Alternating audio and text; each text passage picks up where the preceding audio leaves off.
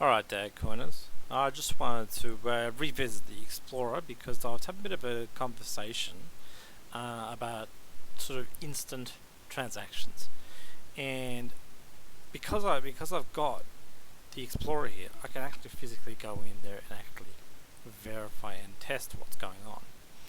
So if you've ever actually tried to work on this, you'll notice that you can click on a transaction that's happened. This is one transaction. And up here you can see the time reference and the date. So you can actually click yourself and you can actually go and verify all the times. Now, I was having a discussion about a month ago with someone who sort of looks at Dagcoin, and I felt that I needed to go out there and check it for myself. So I went and ran some stats to find out how many actual transactions per second it was bringing up.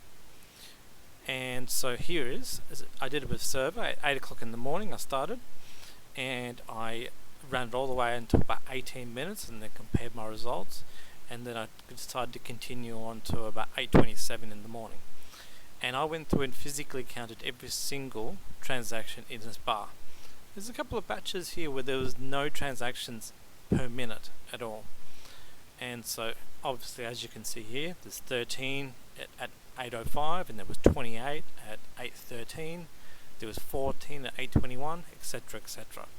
So all up, this count took about, it was 23 minutes of total time I counted up, and it was all verifiable here. So I basically clicked through and I just checked all the times, and so I compared them, and for 23 minutes I got 104 transactions. 104, which is, it's all right, but it's pretty small. So when I actually ran the physical numbers, so I originally did it for 18 minutes, and at that point in time there was 70 transactions, and when I divide them by each other, I got a transaction count of 3.9 transactions per minute. And when I broke that down to seconds, it came to 0.06 transactions per second. Now, when I went back and I went and did it for the full 23 minutes, I got a result of 104 transactions for the 23 minutes. When I broke that down, it came down to 4.5 transactions per minute and 0.07 transactions per second. So while most people who use Dagcoin would say that the transaction can be cleared within 3 seconds, when we're looking at real-time throughput, we're actually looking at how many transactions have realistically happened over how many seconds or how many minutes, and we just sort of blend it out and we sort of figure out exactly what its true throughput is for the time being. So it's actually the amount of traffic.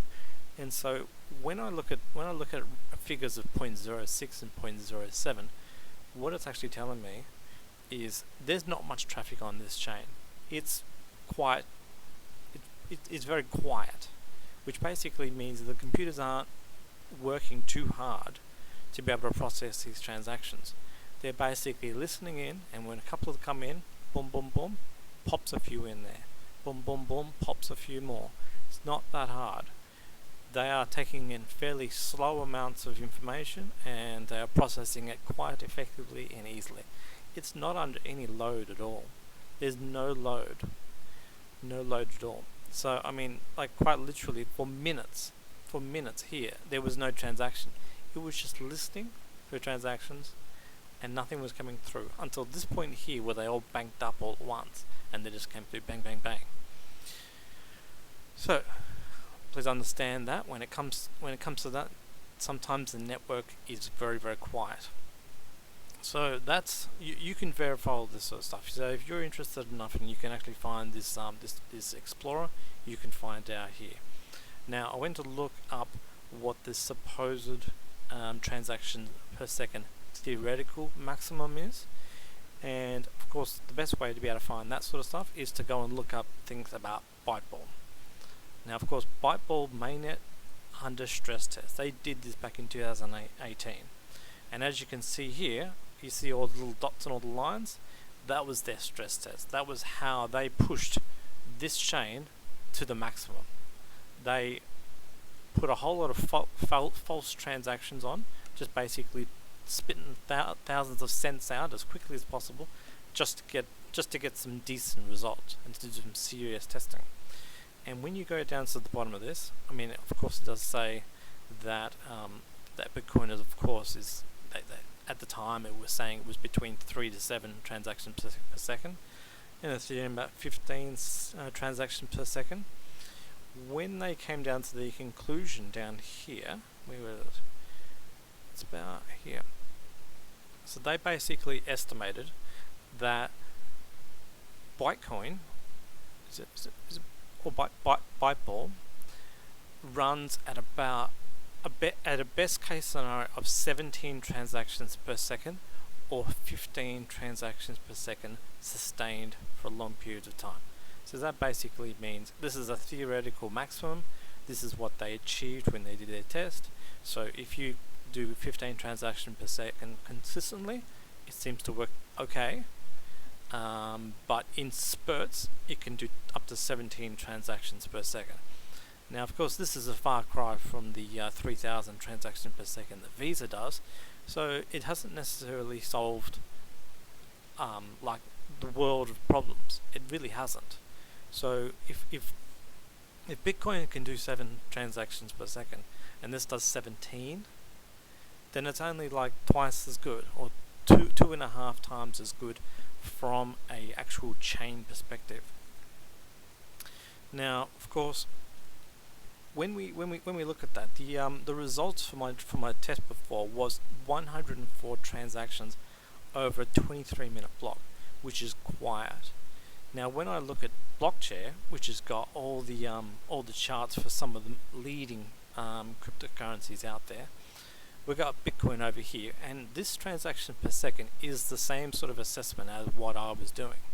So when it says 4.52, it's computing all of the transactions which have happened in the recent block and dividing it by the amount of minutes that it is, and then figures it out. So when it hits 5, when it hits 4, it's doing its averages, it's adding them all together and dividing them, spreading them by all the minutes, and that's the figures that it's getting. So it's getting 5. It's getting 5 right now as I'm recording. And the Byte DAG system had a theoretical maximum of 17 and a consistent rate of 15. So at that rate, at its highest capacity, it was 3 times quicker than what the Bitcoin blockchain is. Now, one of the things you've got to understand that's very different. So every one of these singular transactions for Dagcoin or for Byte is somewhat similar to a single transaction for a Bitcoin transaction. Most of the time, they're a very small file. They're like only they're only about 300 odd bytes in size, and that's the same for what would be on the Dagcoin thing. They are a certain amount of bytes. How many bytes do we get over here? Not too sure. We'll look at it. We'll look later.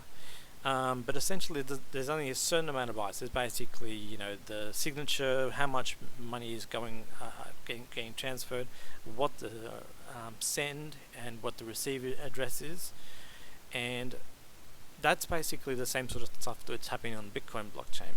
But the difference is that the Dagcoins are they just pass along, a single transaction passed along.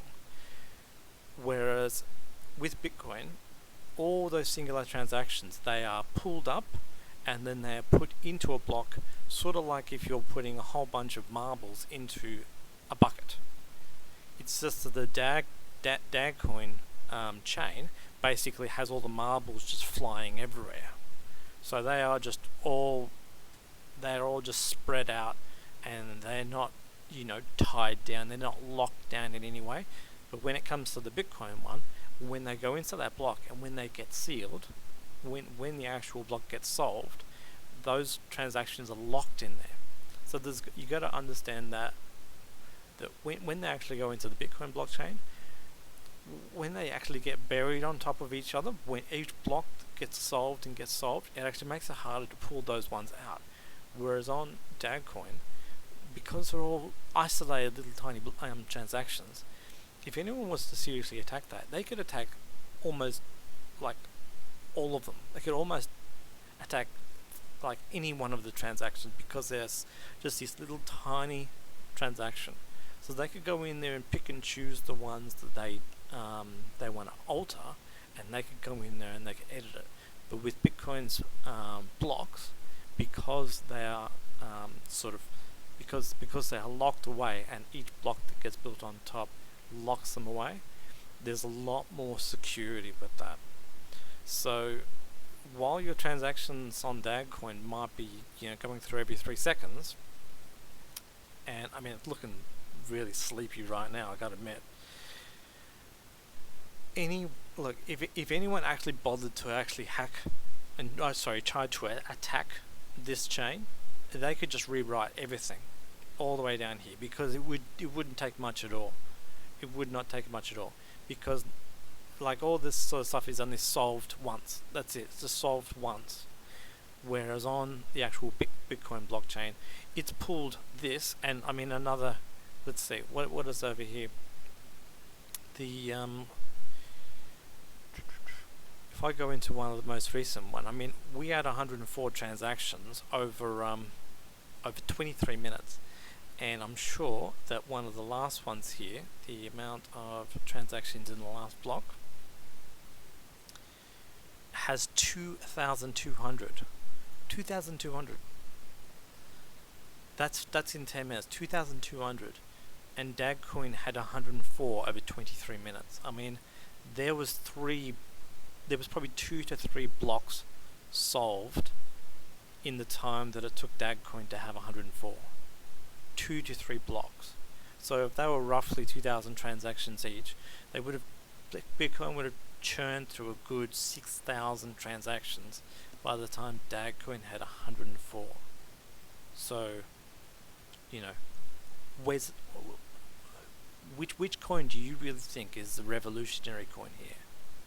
One that's got 104 transactions over 23 minutes, or one that's potentially got 6,000 over 20 to 30 minutes? I know which one I'm going for. Thanks for listening.